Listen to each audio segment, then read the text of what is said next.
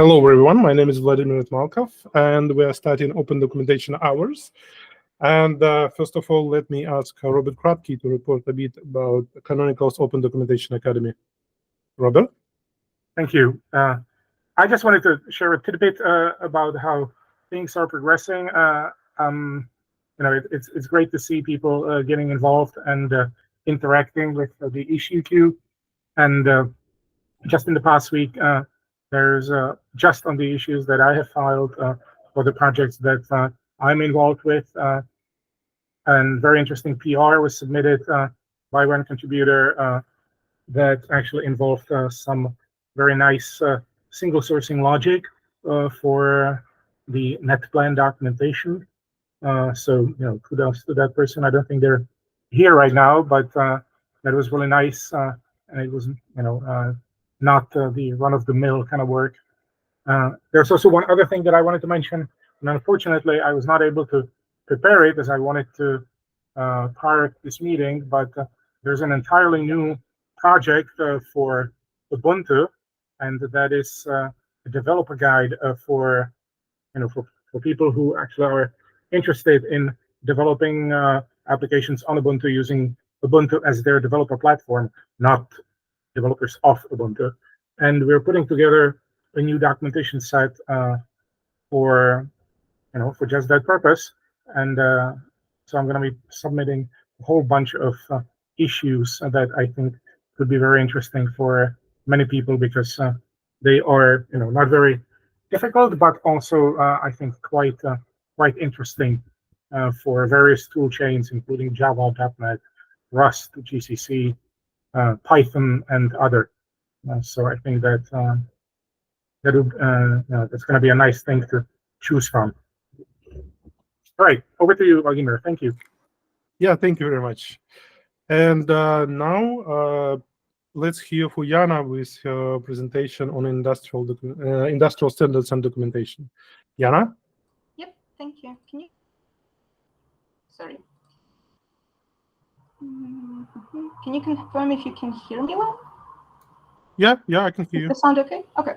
I'm going to share my screen in a second, but before I do that, I'd like to introduce myself a little bit because I haven't met all of the folks who attend these calls. My name is Jana. I'm a technical author at Canonical, and I work with Industrial Standards and Compliance Department within Canonical. It's not exactly called that, but it doesn't matter. So my first question is, has anybody here had experience with industrial standards and compliance? Have you ever had to go through any certifications within your organization or anything like that? I see no hands up, so Bill. Okay, cool. So you might see some of these acronyms that I'm going to use. They might be familiar to you from, like a day-to-day perspective. Let me just start the slideshow. So I was asking that because I wanted to know how much I need to present about this line of work. It is rather unusual for many technical authors or technical writers, but it is extremely important. And if you ever encounter it, in like job postings or something like that, you could have at least, an idea what would be expected of you and what this kind of work entails. So let me first introduce you the idea of standards, compliance, certifications, and what they're all about. So when we talk about standards, we can have different definitions on what it means in terms of technology or product standards. There are laws that are often treated as standards. If you're American, you probably have seen at least these two acronyms, FedRAMP and HIPAA. These are the government standards that are developed for organizations that either create like cloud technologies and process data in the cloud, or HIPAA is a standard for companies who deal with like medical records, right? There are certain rules how this information and data can and should be processed. And if you're European, you probably have heard of GDPR. It's a standard and a law that dictates how organizations should process personal data, whether it's employees, customers, users, and so on and so forth. So these laws as standards are developed, owned, and enforced by governments, and often they're not opt-out. If you work within a certain industry, you just have to comply with them. They are, again, evaluated by government agencies or auditors who are trained and certified and kind of like have been granted these permissions by governments to conduct these audits.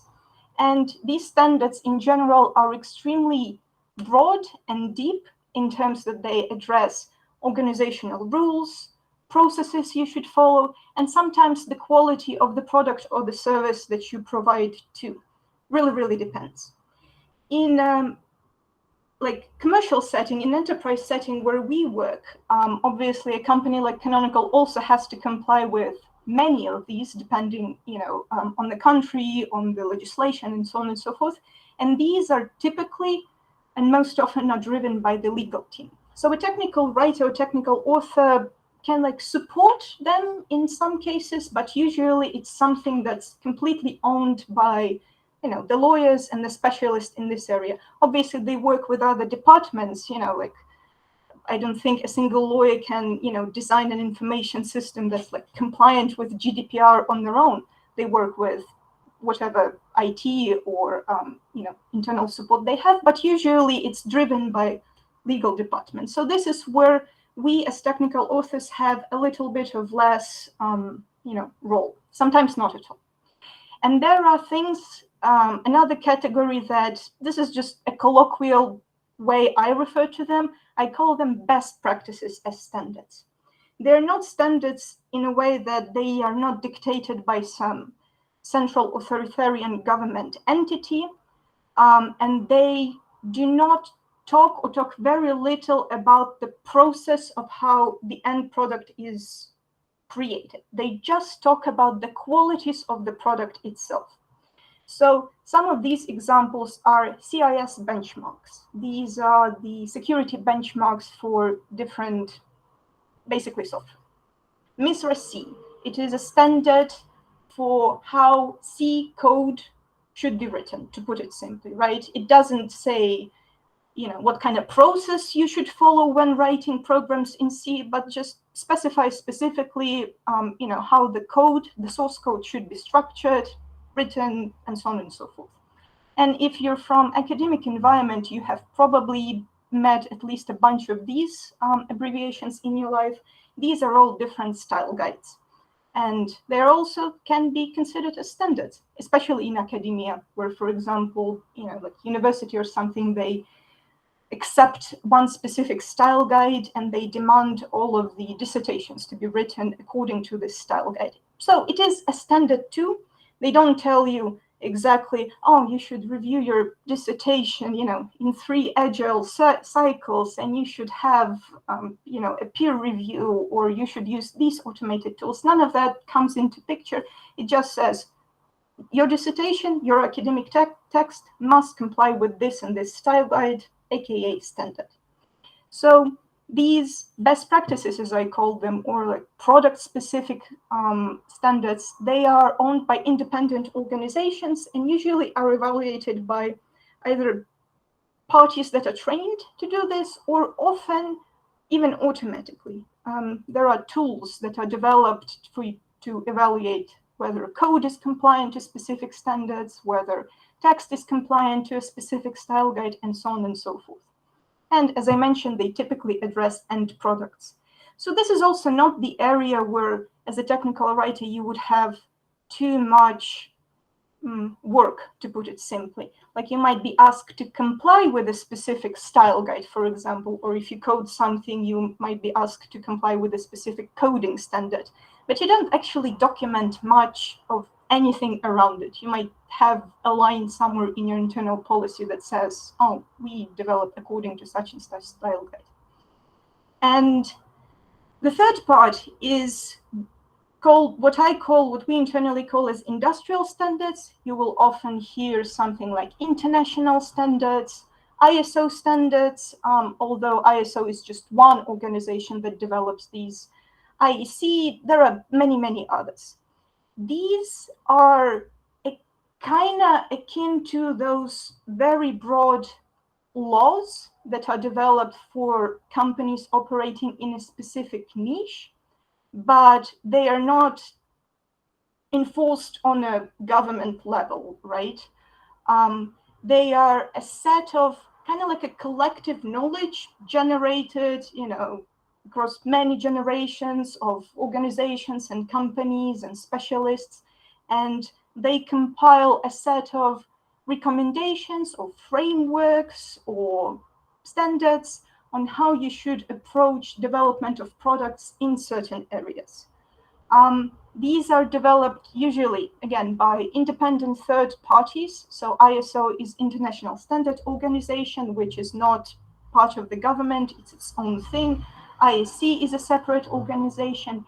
VDA, which is, I forgot what the abbreviation stands for, you can look it up, it's a German kind of like automakers consortium of experts who create these standards for how to develop products for automotive market. They are usually developed or like separated according to different industries or verticals. So railway has its own set of standards, automotive has its own set of standards, I don't know, aerospace, medical, and so on and so forth. They're not enforced by the law, but they are often used and treated within these industries as like a social agreement that, okay, we need to be able to develop the best practices for creating safe products for automotive, right? Because we want, in the end, our cars to be safe. And we also need to have some sort of framework for how we negotiate these things. If, I am building a car and I procure software from a third party, I want to figure out with them, okay, so you do testing of these functions at this stage of the development, and I do testing at this stage of the development, and we, have an agreement. So these standards are often used as kind of like the framework for negotiating these agreements between suppliers and within the supply chain in general. But they're also again, kind of like a social agreement that this is the best way of doing things. So realistically, in many industries, you are not legally required to comply with a certain standard, but most actors in that industry will ask you to, because it's a very convenient way to evaluate the maturity of your processes and whether you're doing the right thing. So as I mentioned, the standards themselves are owned by and developed by independent organizations, usually made of experts in the field. They are evaluated by third parties, auditors and assessors. Sometimes these are like small independent companies. Sometimes they are solo auditors and assessors, less common, but it happens, who have expertise in the field. Usually the company or the organization that develops the standard doesn't actually evaluate organizations for the standard. It's done by separate entities to, I guess, ensure independence of opinions.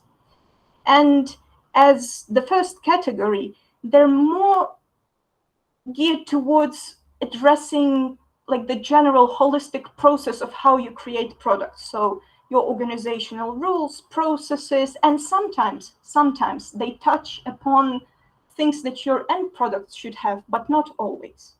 So if you're going to be talking about standards, you would often hear things like, process audit and product audit. So process audit talks about, like this general approach to how you run your organization and whether it's according to the standard, and product refers to those granular, detailed things that sometimes standard dictates and sometimes doesn't. So as I mentioned, these standards are usually not mandatory. There is usually no law that regulates or dictates that you should have them. For example, ISO 26262 is like a family of standards for automotive industry. Basically, if you want to develop any software and sell it to car makers, they will likely ask you to be compliant. As an example, none of the Tesla software is ISO 26262 compliant. This is just the decision that the company has made. I am pretty sure that they developed their own software, so they, nobody asked them to, and they are not required to go through the compliance. This is not a compliance from the customer perspective. Customers cannot like sue Tesla for not being ISO 26262 compliant. They just decided to not do it for whatever reason. So in a way, it's not really mandatory. If you're big enough and if you don't want to go through the process, you don't really have to. Nobody will really force you. But in general, industries really respect these standards, and Tesla, as an example, is really an outlier. If you are going to work with any car makers and if you want to sell them any sort of software or anything like that, you are very likely going to be asked to get certification. So it's like, are they mandatory? Yes and no. You know, it really depends on the situation. But what do these standards look like? So I have, unfortunately, my files at hand, but in reality, if you look them up, you'll find some screenshots or maybe even some older copies of these standards. They're just a set of clauses that talk about specific parts of, in our case, software development. So usually it's going to be something like, organization should have a security policy, and that security policy should have this, and this. They ask in an indirect way many questions about what is going on in your organization, how you develop your products, who is involved, how are those people trained, how do you evaluate whether those people are actually fit to do the job, what happens if some parts of the process don't work, what happens if there is a vulnerability in your product or something like that. So these standards just basically ask you a bunch of questions about how your organization is run from a very specific perspective. If we're talking cybersecurity standard, it's going to talk about cybersecurity. If we're talking quality, it's going to talk about quality, and so on and so forth. So again, these are just like a bunch of questions or things that standards often ask organizations to answer. So now I'm coming to the thing that I'm supposed to talk about. What is my role as a technical writer or technical author when working in this specific thing? My day-to-day job consists of mostly talking to auditors and assessors. So we have a contract with an external third party, a company who specializes in certifications, and they need me to be able to provide them a bunch of evidence. Evidence means docs, paperwork about things that we do during the development of our product. So my product, as opposed to most technical writers, is not really product docs, as in not tutorials and how-tos and guides of different sorts that end users consume, but all of the internal docs about how we develop the product itself. And my job is either to make sure that these internal docs are in good shape and that they exist, and to deliver them to auditors in some adequately consumable way. So my target audience are auditors or maybe possible partners. Again, companies who want to partner with us on, developing certain products, or maybe procure certain products to include within their own products. So they're not really end users. For example, they can buy our operating system to build something on top of it and then sell it to end users. So my target audience are usually other companies and auditors and assessors, and not really end users. And the goal of my job is to answer the question, how is the product made, and whether it's made according to the standards, instead of how to use the product. So in talking in very brief and specific things, what I actually do on a day-to-day basis, and what you might be expected to do if you decide to go to a technical writing job within the compliance sector.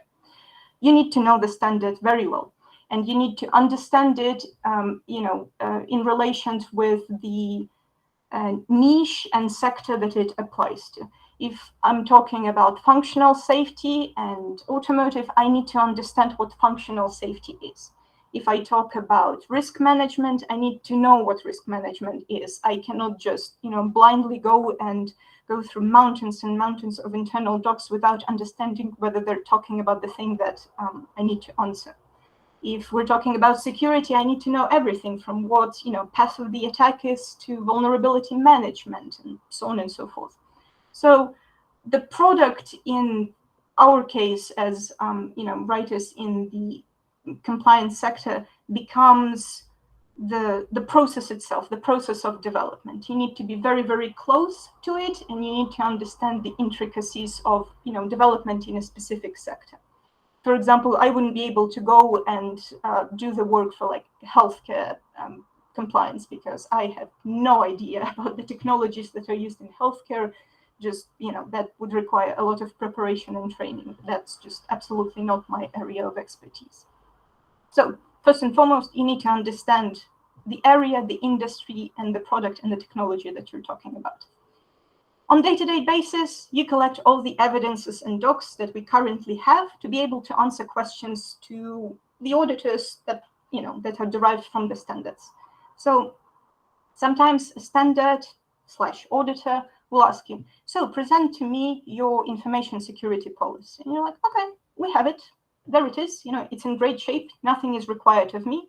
I might give people who own the information security policy, usually it's some IT or security team or something like that, I might give them recommendations or requests, what needs to be changed within the doc, but I'm not going to be writing it because I'm not, not qualified to define the security policy for the company.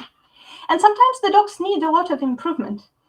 And in this part, that happens more often than not, it becomes just regular technical writing work. You curate what docs exist, you edit, rewrite, sometimes write from scratch. You sometimes migrate them because they might be scattered around, in like personal Google Drives of some people who decided that we keep our planning notes here. But that is not really sustainable because, a month later they leave the company and the doc becomes unavailable. So, an important evidence of our process suddenly doesn't exist. You coach and support the team. You explain to them how exactly, such important docs should be developed internally. And as I put it in a lighthearted way, you nag them until they start working on internal docs properly. So often internal docs are written, for very, very private use. So they don't really have proper version control. They don't really have, proper unique IDs, or you would have something like, planning, copy of planning, copy of planning, all stacked towards each other, and the actual doc that people use is somewhere completely different. They don't have clear ownership defined, or there is no approval process. It sounds like that's a lot of bureaucracy, but it is very, very similar to what you would do as a technical writer if you worked on any sort of product docs, right?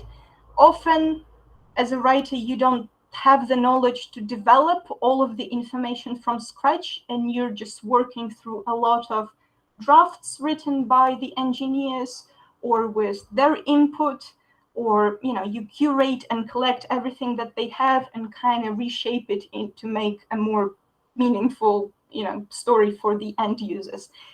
It's the same, but the target audience is slightly different. I need to ensure that everybody within the company knows what goes where and where to find information, and that the documentation doesn't hinder your day-to-day work. And I need to be able to in one quick swoop collect all of it and present it to auditors in some nice shape. So yeah, and sometimes, as I mentioned, some of the internal docs don't exist. So people might follow certain processes, but it's just not, really formalized or documented anywhere because there was never a need to do it. But in the auditor's eyes, such claims don't hold truth. Like, yeah, you say that you do vulnerability management, but can I see where the exact process is defined? Can I see the logs? Can I see anything that's been generated based on that process? And sometimes, just old Google Meet recordings don't really hold to such evaluations, if they exist at all. So once I've done that and figure out the best way to structure, edit, and present internal docs, I need to bring it to the auditors or assessors. Sometimes, and more often than not, auditors will find gaps in all of this evidence that we bring to them. They will find gaps in the process itself. So they would be like, you have all of these docs, they're great, but you actually don't do this important thing. You have a gap in your process. You, for example, don't do penetration testing. My job then is to becomes like being a technical communicator and communicate it to stakeholders in a way where they would actually address it, right? They would amend their process. So I cannot go back to the security team and tell them, hey, you need to do penetration testing because I said so. I need to explain to them where the rationale for it is coming from and why they need to do it. If the stakeholders, engineers, security, whatever, whoever it might be inside the company, do decide to fix it or amend the process or update it, well, the job becomes, again, like regular docs job. You document it or you update documentation for it and you bring it back to the auditors. If they don't fix it, there is usually some rationale involved as to why, certain process doesn't exist or why we decided not to do a thing like this. Then it becomes a little tricky because my job is to figure out why the decision was made from a technical or business perspective and to present an alternative argument to the auditors. We can say, hey, we don't do pen testing because such and such, but we do this different thing. And it kind of is as good as pen testing in this context. So that's a very, very tricky part where you need to be involved in conversations with many specialists across your company. So that's what happens if there is gaps in the process. But sometimes auditors just find gaps in the evidence. So you document everything to the best of your abilities, bring it to the auditors, and they're like, oh, well, this document is missing. Where do you collect your security requirements? I'm like, well, I don't have the document for that. So now my job is to go back to the team, explain to them that some documents need to be either generated once and approved and maintained, or some need to be generated on a recurring basis, maybe like every release or every cycle or every year or whatever. So yeah, it's a lot of talking. Less writing, surprisingly. I mention auditors a lot, but often this kind of work comes not only from auditors and assessors, but from our sales. We also call them field. Many companies and many different organizations across the globe sometimes they want you to be compliant with a certain certification, but if you don't have a paper from an auditor, they would accept, an argument that just supports the claims, right? So I might not be officially certified for some process, but if I describe to them all of the things that we do and kind of provide the evidence as if I would to an auditor, they would accept it. Because again, these standards are often work on the level of, social agreements rather than anything that's very, very strictly regulated. So sometimes the requests are coming not from, the auditors, but from just, a possible partner. They just might want to know what our quality process is like. How exactly do we ensure, that we develop our products to the best of quality? What kind of checks we have? What things we consider when we plan and prioritize the work? So you just describe all of that, or ideally collect the existing evidence that's already there and that's in good shape and bring it to partners. In case of auditors, there are also Sometimes they are allowed to get access to your internal systems one way or another, or sometimes you use like special software to kind of like present to them all of the evidence in a nice way. So it makes it easier to just, store all of the policies and process descriptions and everything in one place and present it centrally to auditors. But with partners or possible partners, they obviously will not have any access to internal systems, and you cannot just, show to a random company your internal security policy just because they want to. So responding to these opportunities with possible partners, clients, suppliers, and so on and so forth becomes, a job in itself, because you need to generate some succinct documentation and providing evidence where you can, according to your internal policy on information sharing. Yeah, so that's basically it. It's a little brief, but it kind of introduces this slightly bizarre and niche way of working, within like technical companies within this industrial certification sector. It is, fair warning, it does not apply only to software companies. These standards exist in all kinds of verticals and niches, and even within automotive. When I mentioned the ISO 26262 standard, it's a family of standards. They address everything from how you create hardware and ship it to automakers, to how you create software, to how you, manage how you train your neural networks, if you have something like that within your product. It's very, very broad, and it's an interesting work, very bureaucratic, a little bit challenging when you're working within the context of open source, but it can be very important because these standards guide us on things like safety and security, and they provide companies with a path on how to create their products without harming end users, harming the environment and everybody around. So yeah, I do enjoy this work, and if you have any questions, I will be more than happy to answer them for you. Thank you. Yeah, thank you very much. That was very insightful and interesting. If you have any questions, feel free to chip in by text, or raise a hand and we'll listen to you. Thank you very much, Yana and Damiola, please.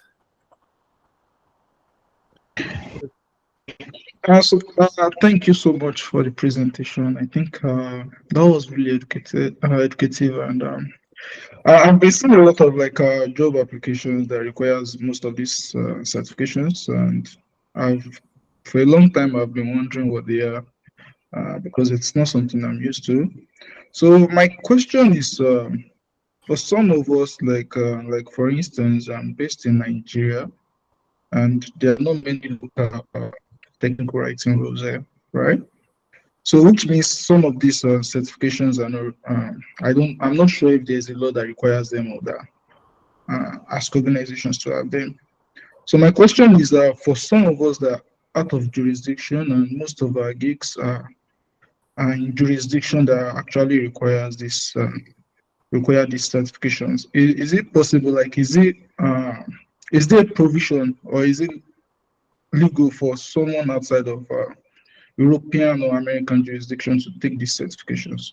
Or is there a provision on how to take them? I mean, as I mentioned, these industrial standards, they're more they're industry based often. Sometimes I'm not sure what the situation is within Nigeria. For example, I've been working with certifications for automakers within like European and American context, and then I learned that in China they don't care about ISO certificate standards. They have their own standards, and they don't care about any of the proof that we have or evidence. So yes, it can be very, very specific to the general mood or history within your specific region. But for example, I am based in the Czech Republic, and I am, as of now, I am documenting Canonical product, which I don't know what's Canonical. Is it a British company, I guess, technically, right? Since it's, but we're a distributed company. I don't think our products are, tied to any specific region. And I document these standards for, I believe our last client was in the US. And previously I was working on documentation for tender to some EU agency, some government agency. So as a technical writer, you don't really need to be based in the country where the standards are developed. You don't need to, in my case, I don't even have any official training or certificates that I work on these certifications because I'm not an auditor. I just help and support with documenting the process along the way. So yeah, you can work on this, in this certification industry as a technical writer from Nigeria too, if there is an appropriate job opening. There is really no restrictions based on your locale. As long as you know the standard, as long as you know what's required, you're familiar with the industry, and you can construct those evidences or arguments about whatever you claim about your product very well, go for it. It's really is not, as a technical work of a technical writer, is not restricted in any way geographically. I hope that helps. I hope I understood your question correctly. Yes, that was really helpful. Thank you so much. You're welcome. Thank you very much. I have a question of my own, if you don't mind. So basically, you were talking about nagging the team to actually fix stuff to pass certification, if we simplify it a bit, and basically coaching them to improve their documentation, to document the processes correctly. And I think in this part, in my experience, there are many different obstacles that needs a creative approach. Sometimes they need a little bit more nagging. Sometimes they need a little bit more planning on their side for resource planning and stuff like that. So can you share any interesting stories about that and how to deal with these problems in general? What is your approach? Oh, really depends on what you're working on. Honestly, the best way, in my opinion, the biggest problem come when people don't really understand why you're asking them that. Often people within company believe that these certifications, it's something like, well, we have the certification team somewhere. They're gonna get us certified. I don't need to do anything about this. And it's a false impression because we don't certify. We bring everything that everybody else does as evidence and just kind of shape it in a nice way and put it for evaluation, like in the court, right? So the moment you make people understand the stakes in this, the conversations become way easier. But yeah, I don't have really any funny stories or interesting stories in this context, but a lot of frustrating stories when, even simple things like, how do you document the requirements for your product, and why is it in this random Google Doc and not in Jira where you actually track all the rest of your work? And the answer is, well, because we'd like it so. Fair enough, right? But it's not really a rational decision. And when people try to fight the suggestions or improvements or gaps that we point them to, it just means that the process is not standard compliant, right? Because if you say that, oh, I keep the safety of the product as a priority, and all of our processes are geared towards making the product as safe as possible, and then the argument for not doing something is, well, we just don't like it this way, then it means that you don't really care about safety. So the best way to approach these conversations, and you are right, they're difficult, and there is often a lot of internal resistance because some standards are very bureaucratic, is to explain to the stakeholders what's at stake, and that if they don't have the right mindset for how they organize their work, then I cannot get them certified. If they are if they do something differently, if they propose a different solution to the cap, then we can work with it, right? If they have rationale for there, I just take it, I shape it as our argument. It might be slightly non-standard, but we bring it to the auditors and we're like, yeah, it's not exactly to the letter, but we think we do it better. And that can work. Yeah, within open source, a really complex problem recently has arrived from the fact that a lot of these standards are written from the perspective of a closed source company, right? They say, oh, you have your requirements, like the features that you want to have in your product here, and this is where you code them, and this is where you test them, and this is where you document them, and this is where you collect feedback from the customers, and this becomes your requirement, like a closed loop. Open source doesn't really fit in that very well, because the question becomes, well, you're inheriting this mountain of code from somebody else, from a supplier for all intents and purposes, that develops not according to your business requirements, but to some of their own upstream ideas about where open source project should go. How do you justify this decision?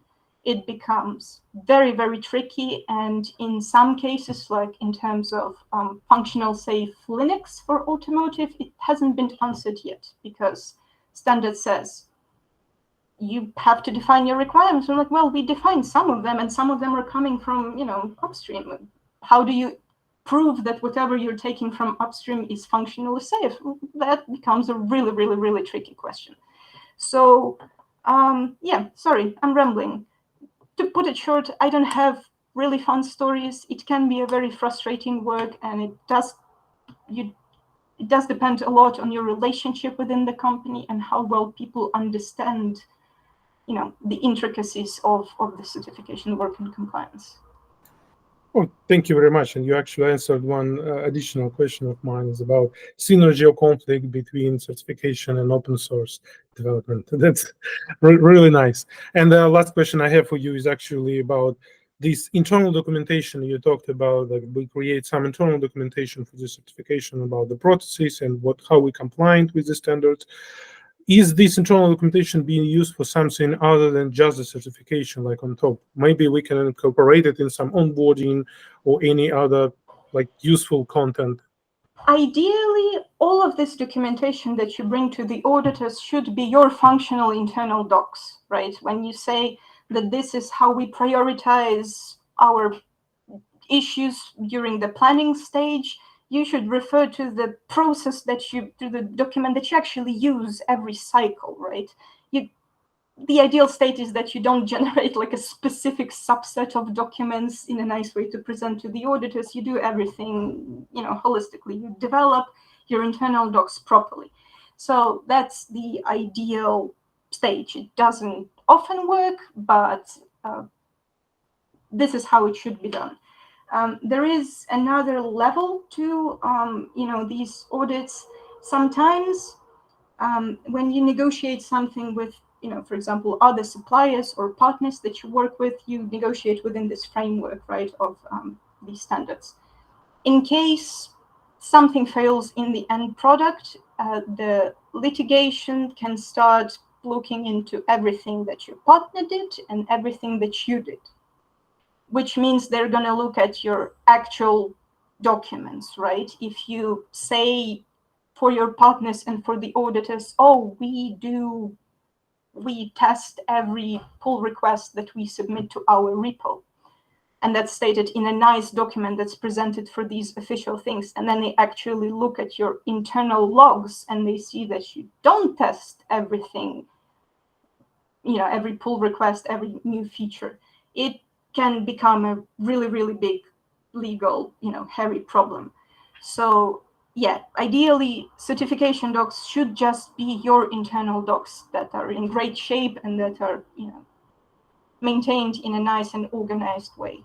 Doesn't always work, but in my opinion, there shouldn't be like a separate certification layer, because again, it's like maintaining two sources, like something changes in your policy and you have to update a special doc that's dependent on it somewhere that nobody knows about other than a bunch of certification people, and it's just not a nice look and not a nice work environment. Yeah, Thank you very much. That's exactly my experience when you actually document the processes and it becomes a snapshot of what happened sometime down the line in history. And then they kind of move on without updating these docs. And I guess, yeah, it is a problem. Thank you very much. Anyone else having any questions? Well, it's not so much a question as it is a comment, but I used to work in building secure operating systems for government use at the top secret and above level. And we had certification teams that came in and certified each time we had a release. And in that case, the technical author for that particular project was the certification officer.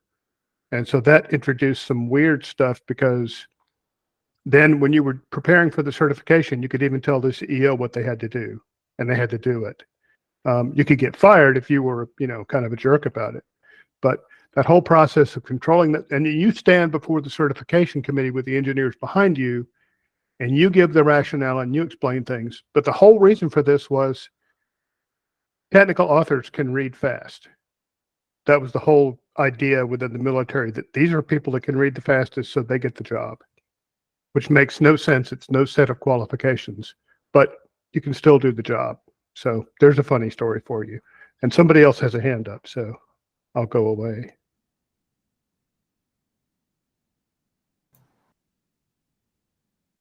Yeah, Lester? Sorry, your mic is muted.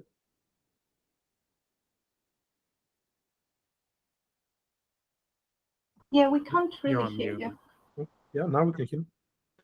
Oh, I was wondering how much how much interface do you have with like lawyers at Canonical? Do they give you support, or? Really depends on the company that you're working with. So in my previous job, I was completely in a background. I have never been in a single meeting with auditors. Somebody else went there and they just came back and they're like, oh, we're missing this, this, and this. In my opinion, it wasn't a very productive environment. In my current assignment here at Canonical, all the time, yeah, we talk to them. This is just like, these are the regular people that I work with. I go to a meeting with auditors, I believe, every 2 weeks, and we have a bunch of partners that we talk to, and they, evaluate everything, and they point to, gaps that we have. Sometimes they provide a lot of guidance, especially when it comes to process definitions or how to shape your, evidence in a nice way, how to edit the docs and stuff like that. And sometimes they do not provide any guidance at all, because it is your job to prove certain claims about your products. If you're saying that your product is secure, it is your job to define what security means. It is your job to be able to evaluate which critical parts, your software might touch. Does it, touch the memory? Does it work with, like user input? What are the possible threats of attack on your software? And there is very, very little guidance, because it's like, again, like almost like proving yourself a little bit in the court, right? Like, I believe that my product is secure, and here is why. And they look at it, like strict teachers, and they try to nitpick on, on your arguments. But yeah, really depends. Hope that kind of gives you answer to the question a little bit. So like many of the auditors, are they part of the company, or they're external? No, usually auditors are an external third party, because it's very easy to say that, people who I pay for told me that I make very secure and safe software. It is usually one of the requirements that your product or your company, depends on the standard, is evaluated by a third party.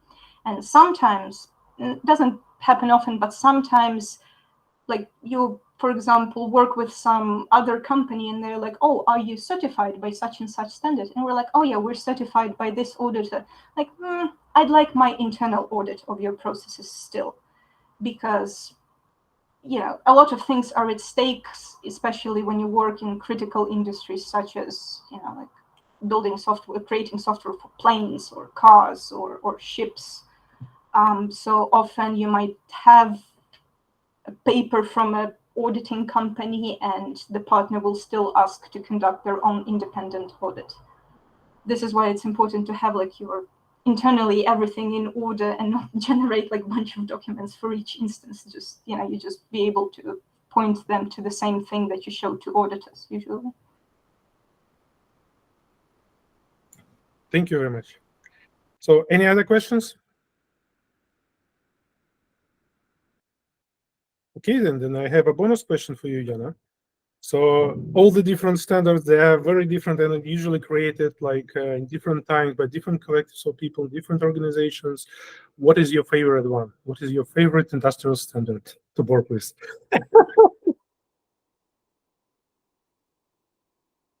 A favorite industrial standard? I mean, well, I was working recently.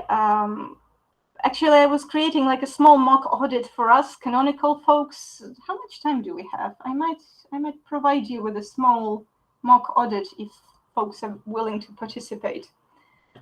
There is a family of standards called 9001. It's a standard about your quality. This is something that we even as technical writers struggle a lot. And when I was working on, like the standard for, business purposes, I was like, this is actually a nice thinking that we can apply when developing our documentation, because the standard kind of gives you like a framework. Prove me that your product, is of high quality, and prove me that you really put rationale into, like good thinking into rationalizing your choices. Because it's like, it's almost, like if you studied math and you remember, mathematical induction, like the framework for proving a logical statement, that's what it gives you. Okay, so this is your claim for what your quality is. Now, show me that you've done this and you've thought of this and you have considered something here and you have analyzed it here, and that your analysis is inadequate and that the work that you do is actually supporting all of your claims. So it's very interesting, and it gives you like a nice, frame of thinking about how to prove any claims really about your products, whether you're a technical writer and you say that, oh, my docs are the best of the docs, or, this diataxis framework that we're using actually improves quality of our docs. Just the statement in itself won't fly. You have to apply a lot of reasoning. So I like that one. It's 9001. It's a generic one. It can be applied to any organization, but obviously there are like 500 of them for every single industry that exists in the world that has been developed specifically for it. Yep, I'm familiar with this one. Well, thank you very much again, and thank you very much everyone else. I think that's it for today. For the next section and next week, we actually have a very interesting topic of the challenges of onboarding as a technical author. So yeah, looking forward to see you there, and I'm stopping the recording now.